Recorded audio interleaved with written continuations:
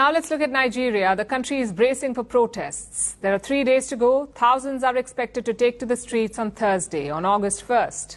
The protest is against a number of issues like inflation, which has crossed 34%. It's at a 28-year high. 34% inflation. There's a cost of living crisis in Nigeria, rising poverty, hunger and unemployment. People are facing a number of problems and they've decided to voice their frustrations on August 1st. The protests will last for at least 10 days, at least that's the plan. They're being organized online using the hashtag #EndBadGovernance. Some of the protesters have been inspired by similar demonstrations elsewhere, in countries like Kenya and Uganda. Nigerians are also taking inspiration from their own protests, like the End SARS protest in 2020. But this time, there doesn't seem to be a clear goal in mind. This is like an umbrella protest against everything going wrong and the people responsible for the mess. In other words, Nigeria's government, under President Bola Tinubu.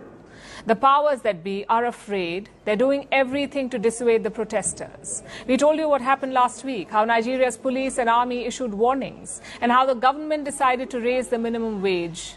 But those measures did not work. The protests were not called off.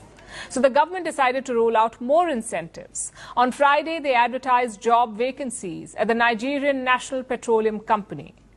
This is the state-run oil company. It announced vacancies on the social media platform X after nearly a decade.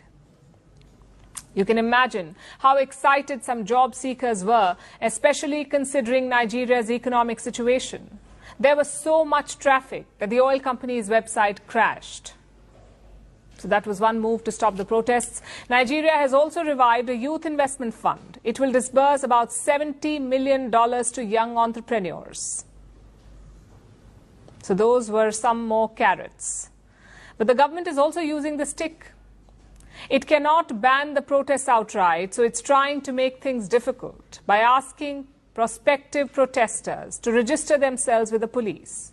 All the groups who want to protest need to submit some information, like the details of the group leaders, their planned protest routes, their assembly points, expected duration of the protest, and the measures that they're taking to prevent bad actors from hijacking the protest. That is a lot of paperwork. And it seems the onus of stopping goons has been shifted. The government's goal is quite clear here, to exhaust the protesters even before they begin. The Nigerian government is pulling out all the stops. Officials from every rung of the government have called for calm. They want the people to give the government more time. Religious groups have also been pressed into action. Some even met President Bola Tinubu, and then they began opposing the protests.